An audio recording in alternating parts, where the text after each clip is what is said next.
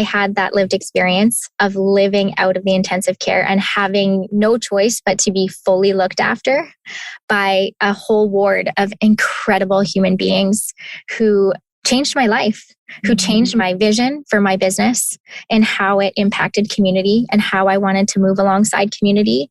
If there's ever an awakening or a realization that you can't do it without community, we are so much more interconnected than we believe. And I believe that so fully. But that was a massive stroke of insight for me.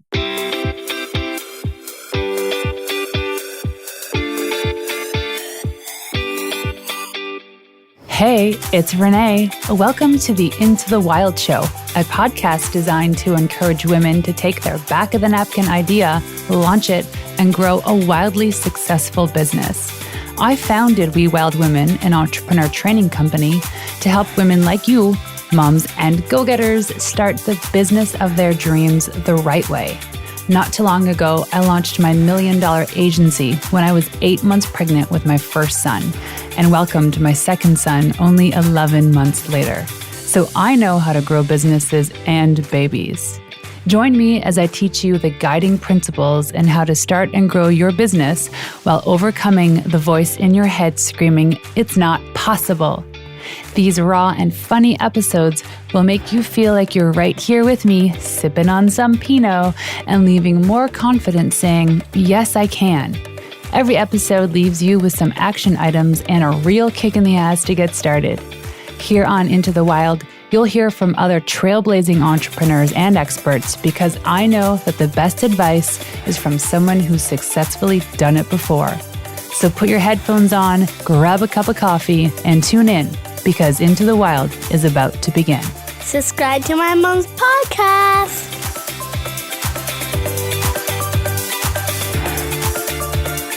Hey, you wild women. My next guest is the founder of Okanagan Lifestyle, an apparel company located in Kelowna, BC.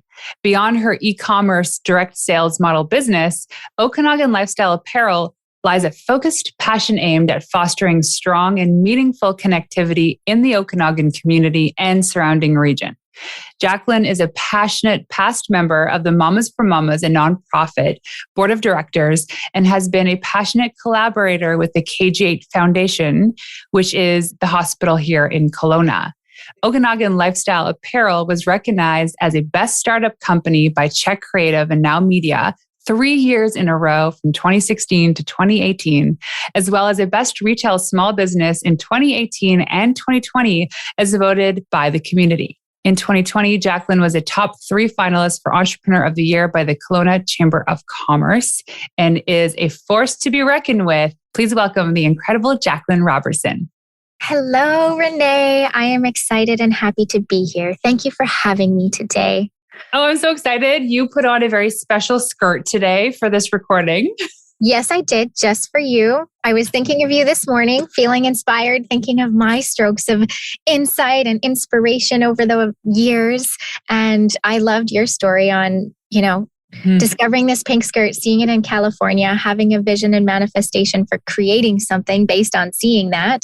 And so I wore my pink skirt today for you. Oh, thank you. I love that. I feel like this is a movement, the pink skirt movement, where if you want to attract the right energy or bring the right energy, you wear a pink skirt.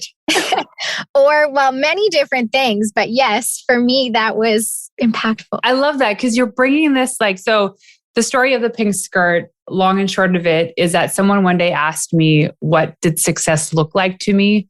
And I just had this ultimate divine download of a vision of a moment where I was walking onto stage wearing this very bright, magenta-y pink skirt. And it wasn't a year or so later, I was at an event in Palm Springs, and part of the event called the Alt Summit was having fashion designers do fashion shows.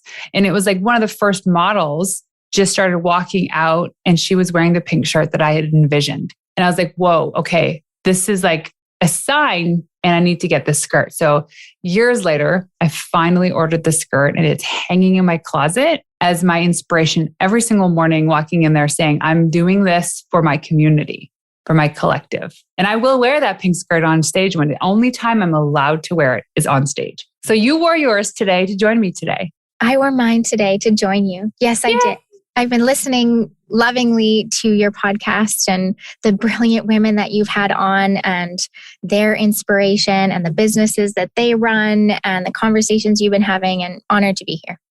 Yes. Well, I am also very honored to have you here because you've created something so unique and so inspiring in the Okanagan in BC, Canada, which I know will bring insight to other people listening, just especially now coming out of everything we've experienced in the last few years, how more important now community has been than ever before. Very much so. Massively. I agree with you. Yes. So let's start off with some quick questions. The audience can get to know you faster. Are you ready to go? Yes, I would love that. Let's do it. Okay. Where are you from? I am originally from Calgary, born and raised. Woohoo! Yes, Cowtown. So Cowtown. Yes, it's the home of the Stampede. Yeah. So we do call it Cowtown, but my father owned a development company in Calgary and was an entrepreneur. So I am this interesting weave of a human being, of someone who, I really blend my lived experience of being born and raised in a bigger city center like Calgary into an entrepreneurial family. And it's shaped who I am today. Ultimately, we had family also who live in the Okanagan and Kelowna. And I grew up from a very young age traveling to the Okanagan and spending every August with my family. I'm from a family of 6. Wow. So a big family. We used to pack up every summer into one vehicle and squish in and do the road trip from Calgary to Kelowna to visit family every summer. And I knew from a very, very young age that I vibrated at the same frequency of the Okanagan Valley. And I've always been quite a self-aware person, even from the time that I was quite young. And I knew that I felt the most like myself. I felt the most inspired. I felt the most creative, driven when I was here, when I was existing here. And so I knew that I, from a very young age, wanted to one day build my life and grow my family in the Okanagan region for what it had provided me in inspiration growing up. And I've shared this story with you, Renee, before, but I remember and recall, I think I was maybe 7 years old or 8 when the University of British Columbia, the Okanagan campus here, was being built. It was a massive dirt pile. And we were leaving the Okanagan, going back home to Calgary. And I remember squishing into this vehicle with my family and my dad saying, "You know what, Jax, one day that big dirt pile is going to be a university. And wouldn't it be amazing if you went there?" Wow. And I remember, like it was yesterday, looking out the window to my left, seeing a big pile of dirt and thinking to myself, yeah, that feels exactly right for me. I'll be there. Wow. And so I started my academic career, my university career, actually in Calgary. But I met my husband and we threw a total wrench into each other's plans and both ended up exactly where that 7-year-old little girl in me thought that I was going to be. And that was awesome. Right there at the University of British Columbia on the Okanagan campus. And I am honored and a very proud alumna. I have had opportunity to go and give this incoming speeches to their students when they come in. So they throw an event called Create, and 5,000 incoming students just looking for knowledge, looking for inspiration. And yeah, my lived experience of my academic career in that. And then my lived experience from that point in time to now has been, in building this business. So 8 years of building this, and also, watching my dad go from being a very successful entrepreneur to very much not very quickly. And that's shaped a part of my story. And we'll talk about that too. We will. Yeah. That energy was big reason why we moved here too, from the East Coast of Canada, all the way across the country, is when you come to the Kelowna, to the Okanagan, the Kelowna, it's almost like there's a vortex. You get sucked in and there's always a little piece of you here after you visit. If you've done the proper things, especially in Kelowna, you don't want to leave. And when you leave, you want to come back because there's something so special about this place. And part of that is the people and the community of which you've helped create. Yes. Thank you for saying that. So let's talk about energy, because I know the answer to this question, but what is one of your favorite quotes? Yes. So one of my favorite quotes comes from the absolutely brilliant Jill Bolte Taylor, who is a Harvard-trained scientist. She is a neuroanatomist, and she says, be responsible for the energy that you bring into a space. And I like to add on top of that, Kim Scott is the author of Radical Candor. And so I like to blend her insights on radical candor and this Jill Bolte Taylor quote and say, be radically responsible for the energy that you bring into a space. And that quote for me is one that I love and has touched me so deeply because my father has had 7 massive strokes. So I watched him go from a successful entrepreneur at a very young age to living in the hospital for 10 months after having a stroke. And so I started studying Jill Bolte Taylor's work after that happened. And I have just found such profound insight in her work in studying literally the brain. So she studies the ins and outs of the brain and the different hemispheres within the brain. And my dad's stroke was on the left side of his brain. So he lost full ability to employ language to communicate his basic needs, which was the most profound learning in my life to that point in time. And I have carried all of the teachings of, how to communicate with him so forward in my life, both in business and philanthropy and all of the different hats that I wear. Because communication and the energy that you bring into a space, there was a point in time where my dad could not understand the language coming out of my mouth. The only thing that he understood in those early days, and he can now communicate this to me in part thanks to his speech therapists, almost a decade of speech therapy. Wow. But now he can share his insight on energetics and how important not just language is, but that voice to ear component and the energy you carry with you every single day into every single space, and acknowledging and being aware of how that affects other people and how that pushes the needle on different things, whether it be business, again, philanthropy, academia, your personal life, motherhood. It just really, I found that her work is all encapsulating. It is. We used to have a chalkboard in our dining room, which is kind of the first thing you saw when you walked into our house, our older house. And it said, please be responsible for the energy that you bring into this room, right? So like this space, this room. And I look at it every single time. I was like, yeah, it's true. And I actually had to remind myself that quote. So we never walked in the front door of the house. We always went through the garage because going through the garage, which was like a metal door. And so I put a magnet on it. Check yourself, right? Like I'm coming into home, I'm coming in from a grocery store, I'm coming in from work, wherever I'm coming from is a different energy. Who I am on the other side of this door is so much more important. And it's like, check yourself. Like, welcome home, check yourself. It's like, okay, so leave my baggage here. And every time I open that door, my kids were right there. And it's like, what an impression, right? Because you always just want to be happy and excited to see the family. So I love that. Easier said than done. Oh my God. It really is. It's a practice. It's one thing to carry the quote, but it truly is an everyday, daily practice, especially if you're a multidimensional human being who's bouncing between, wearing different hats and existing in different places and spaces. That's been, the most interesting learning for me as an entrepreneur and a mother and a human is just how important that checking yourself moment is day to day, meeting to meeting, conversation to conversation.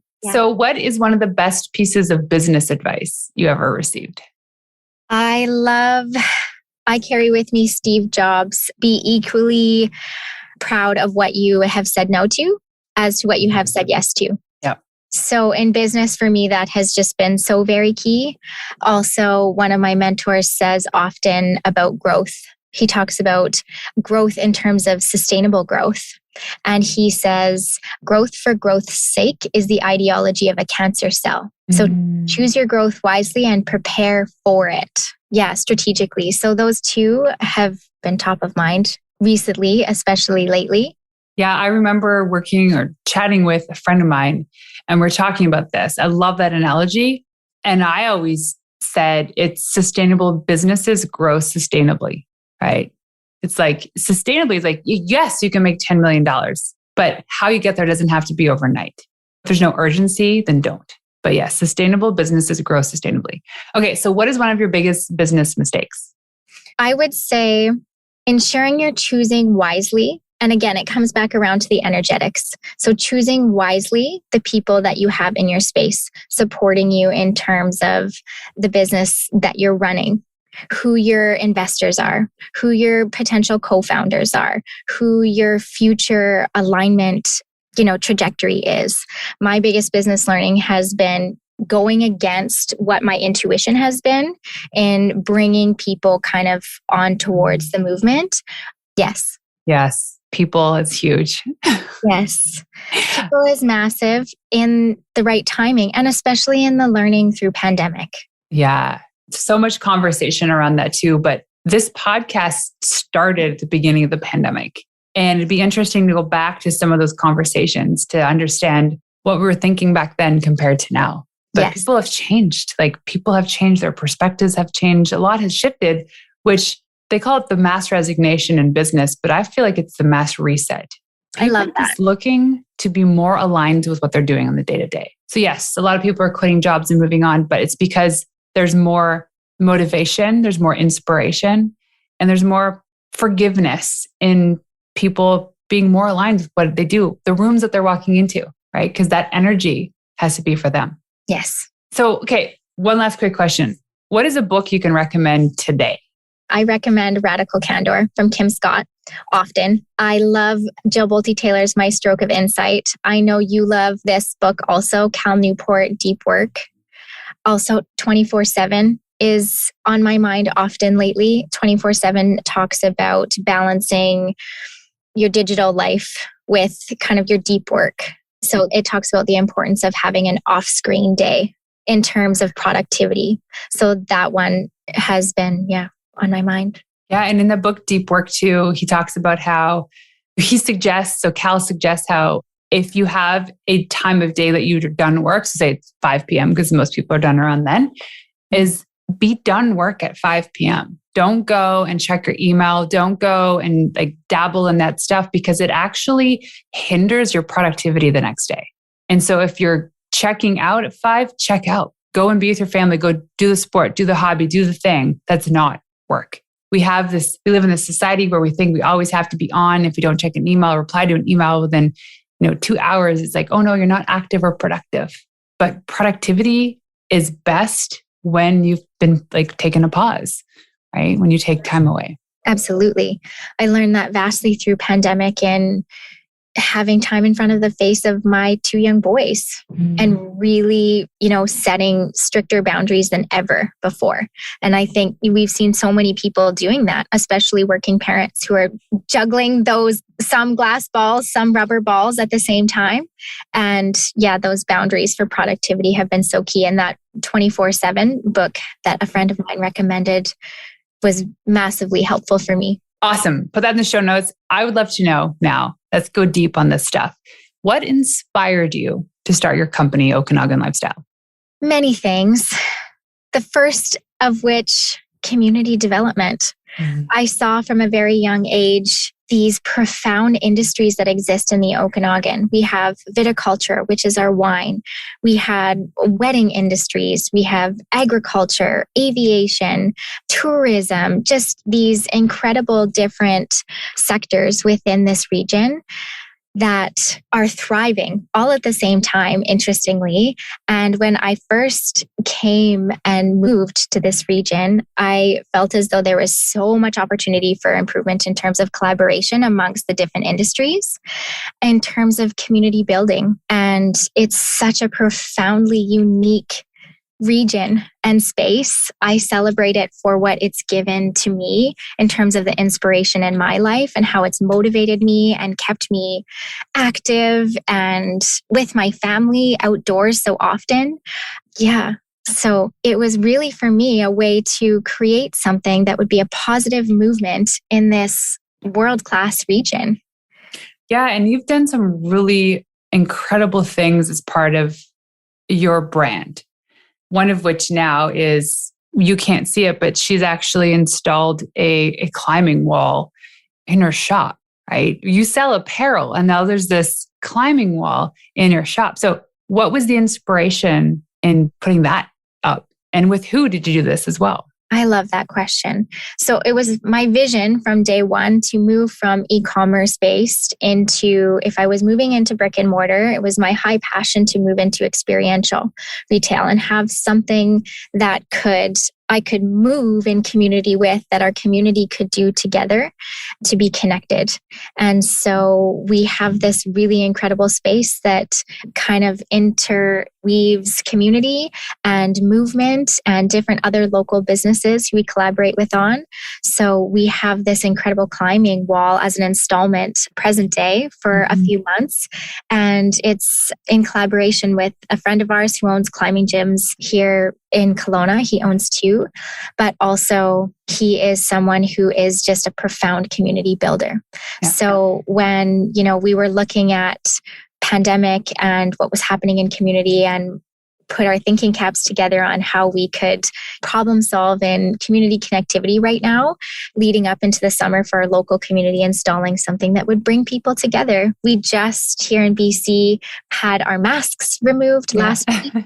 So we've been able to climb and be together, and it's been quite impactful in the way of community connection, which for me has always been one of the first bricks in the building of this business, before the apparel and alongside it also.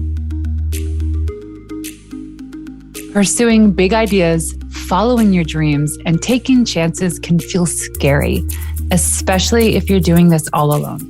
That's why I created the Wild Collective, a community for women just like you who want to create, launch, and grow a wildly successful business.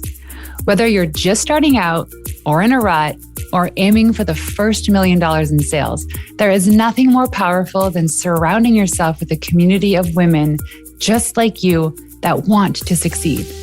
Look, you can Google the answers to all your business questions and find some stellar content. You can vent to your friends, or you can lean on your neighbor for some business advice. But nothing compares to joining a vetted community of insanely talented and mindful women that are all reaching for the same dream: to live their life on their terms while growing a purpose-led business. In the Wild Collective, we host monthly expert trainings, group coaching from myself and other experts, access to a growing portal of incredible content designed to help bring your business to life and beyond, discounts to offers and events, and the greatest growing community in this corner of the internet. So if you're craving that connection and community as a listener to the podcast today, you can gain early access to the Wild Collective. Simply pause this episode. Pause the episode, click the link in the show notes, and join us. I can't wait to connect with you and help you grow a wildly successful business. See you there. What you've created is this brand that is not just a logo on a sweatshirt, but it represents so much more than that. And I've only been here now for a year and a bit, and I've gotten to know a lot of people in the community, but I say you are the most creative community builder, and you're using your space as a way to bring these people together. You have a basketball net out front of your shop. You do these stand-up paddleboard lessons because you're only a stone's throw to the lake. So there's a lot of stuff you're bring people out. Let's get active. Let's be together. In reflecting on that, Renee, and in talking about what we talked about at the beginning of all of the things that have contributed to making me the creative that I am today. And in reflecting on it, I really believe that my lived experience at this point in time, with everything I've traveled through with, caring and being a caretaker for my dad and going through that experience. And I recognize that everything that has happened in my life to this point in time, I believe that this space is, in a sense, my way to pay it forward in developing something that is, maybe what I felt like my childhood felt like, my upbringing, with that safety and that inclusiveness. My dad was a builder. He built schools and homes. My definition of home and community was so sound. And so I'm just very grateful for that. And so I do think that, this space and the brand that I'm building is perhaps my attempt to recreate for the little girl in me that space that felt so fun and so innovative. My dad was always building something new. all the time. Agile, whether it be a school, a house for someone, a philanthropy project. So I have that, it's in my blood, admittedly, that, business owner, entrepreneurial spirit. And it's what made me study. I didn't go to school for business. I felt as though I kind of had that in my upbringing. So I studied the two things that I'm so innately, immensely passionate about, and that is language. I am a writer at heart. I love writing and people. So I did an English and psychology degree in university. And so I'm this interesting blend of experiences to this point in time. And the brand is, I believe, a little bit of a showcase of that. Yeah, you've done such a great job. I love it. So tell me about this. I know there's some pretty big events that have happened in your life too that have contributed to this journey, but discuss what you call your strokes of insight. Oh, I love this question. Yeah, I've had many over the course of my life, as I know so many of us have. But in the business sense, since starting this business, my biggest stroke of insight came in about year 2.5 when my son was born. So my son was born 7 weeks early at about 2.5 pounds. So the entrance of my motherhood was spent living out of the intensive care, which is not at all how I fantasized entering into motherhood would be. But wow, was it just the most profound learning, both on the personal side and the business side. To that point in time, I thought my definition of community and creating such and elevating such was sound, until I had that lived experience of living out of the intensive care and having no choice but to be fully looked after by a whole ward of incredible human beings who changed my life, who changed my vision for my business and how it impacted community and how I wanted to move alongside community, because my son lived out of an incubator for weeks that kept him warm and kept him alive in a time when my body could no longer do that.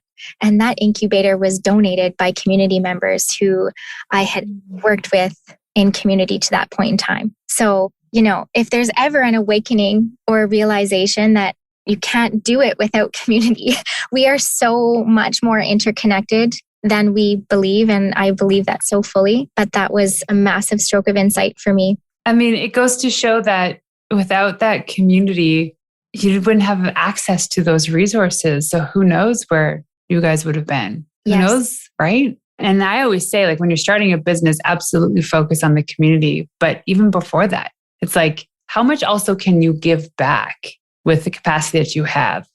Because somehow, some way, the universe delivers that same amount of energy and intensity back to you as well. And you've managed to be like, wow, this was a very devastating event that happened. Luckily for you, your son is doing very well. But that's not everybody's case. And in your sense, you've had this community that was helping you, these nurses on this ward, these doctors, the resources you had access to. And now you took that and you're like putting that into your business. You're giving back, right? Yes. Yeah. We've stayed connected with the KGH Foundation quite a lot. We head back there every year on Indy's birthday, take them a cake to the NICU. Yeah. Yeah. Oh, that's so sweet. And I think being a nurse too, especially now, it's like the more they can feel appreciated, like, let's do that. And so a beautiful story. And then let's go back to this about you being a caretaker for your father too, right? Now he's this creative, he's innovative, and he's developing these buildings. And all of a sudden it's on you to make sure that he's comfortable. Yes. Tell us about those strokes of insight and how that experience has also contributed into the growth of your business. Massive question. I love it. Yes. So I don't believe there's any way that it hasn't contributed. It really has shaped me so fully that it's ingrained in so much of the choices that I make. It's ingrained in, the way in which I walk through the door. But no one really prepares you for that in life, having to care for a sick parent. And especially at such a young age, when at the onset of my dad's first stroke, he was young. He was 52. It was many, many years ago now, but being young and in university. So I talk about this a lot with the alumni group at the university here. The biggest thing that it taught me early on in my adolescence was how to ask for help. Mm-hmm. That's not been something that's come easy to me in my life to this point in time. But that happening to my dad, I really needed to know, who do you ask for help and when and why? And same thing with the NICU experience. You're put in these circumstances where you're not given a choice, and help is so necessary and so important. I didn't know how to support my dad in taking over his business or supporting him and keeping his business continuing on at that age, at that time. It happened. It happened. And I learned a massive amount. I feel as though so much of his learnings and lived experience have been coming through me in a way, in, supporting him with wrapping things up and his living situation. And yeah, it's shaped me in every direction. It's shaped me in where I want to live in community and how I want to build my business and how quickly and with who.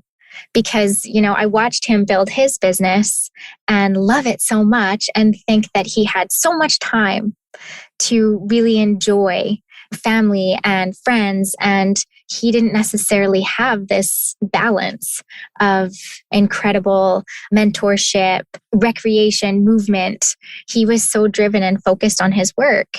And so for me, I take the positive things that I learned and also the negative experiences, especially as a woman, as a female entrepreneur, as a wild woman. I see both. I see where he did so well and I see where he went wrong. And that it was almost for me like an audit. It gave me an opportunity to look at what did he do well and how did that make him successful, but where could he have done better and how can I learn from that? And so for me, when we talk about, the Okanagan Lifestyle brand and it representing so much more than just the apparel, these 4 icons that make up our brand represent balance for a reason. And that is because that was lacking for my dad. So what are the 4 icons? Yes. So they represent 2 things, balance and 4-season living at its absolute finest. We get 4 beautiful and distinct seasons here in the Okanagan region. It's kind of this beautiful pocket of space where the human beings who exist within this region exist and live and adventure very fully in all 4 seasons. And we really get to watch nature so lovingly just bloom in front of us in every single season. There's not one season in this region that is not stunning. And so the 4 icons are a snowflake, a wave, a sun, and a maple leaf. They represent the 4 seasons. Obviously, the maple leaf is a little nod to being here in Canada. But yeah. I love it. And I see it everywhere now too. Yeah. Many people don't know the concept that you rarely see them undivided. They're either in a grid or horizontal because they represent that balance. And for me, with my lived experience to this point in time, that is key. It's the reason we put a decal on the door for the first few years when we moved into our retail space that says, we don't do 9 to 5 around here, try not to. Because we wanted to create something where, especially for me as a woman in business, I was having the boys at the same time as building the business. And it was important to me personally, because of my lived experience this point in time, to create something that felt balanced. And again, easier said than done. Some days we have that really incredible flow and balance, and some days it's off. But it's the journey for me, the efforting towards the balance is what matters to me, is what teaches me and motivates me.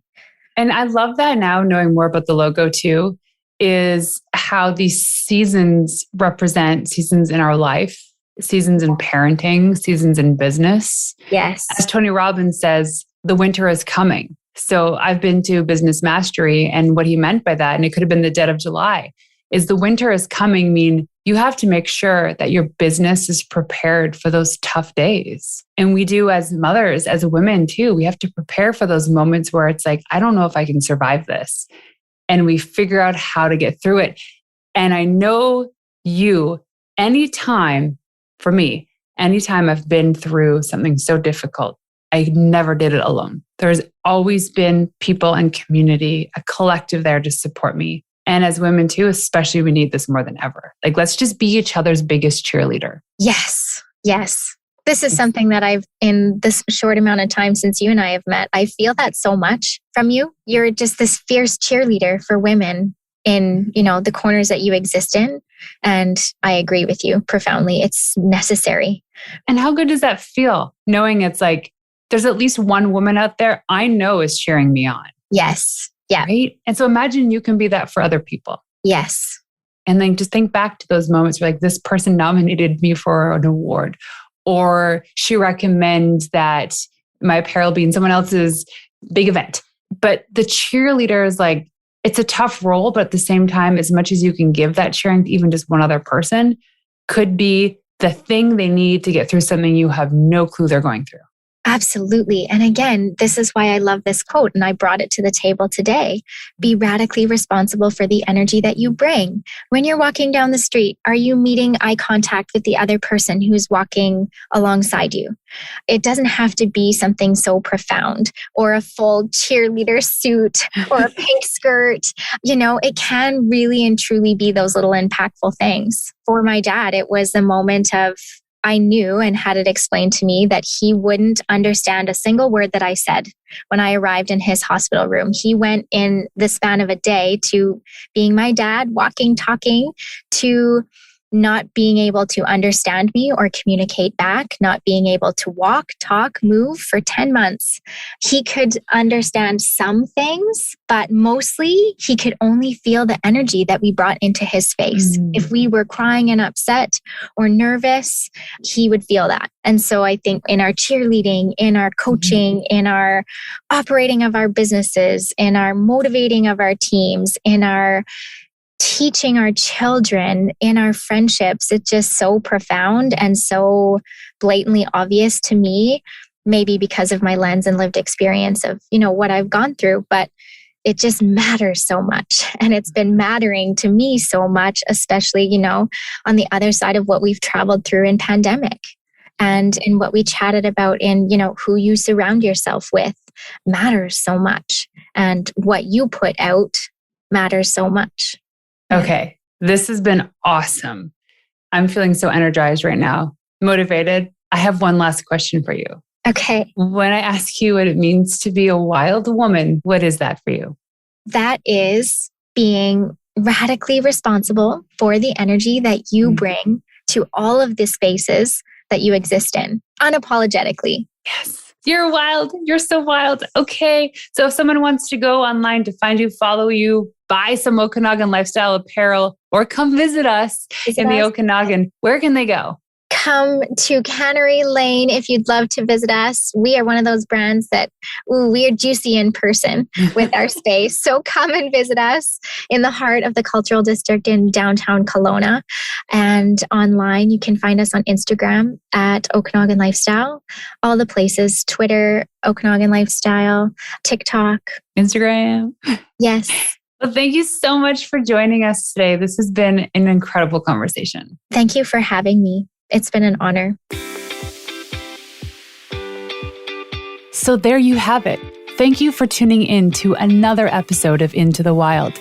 To make this girl happy and to help reach other women who are dreaming of starting their business, please leave us a 5-star review on iTunes and everywhere you listen in. Also, if you want to find me in the wild, check me out on Instagram at Renee_Warren. That's RENEE_WARREN. And leaving you with one of my favorite tips of all time: the best advice you could ever receive is from someone who has successfully done it before you. Until next time, ladies, peace out.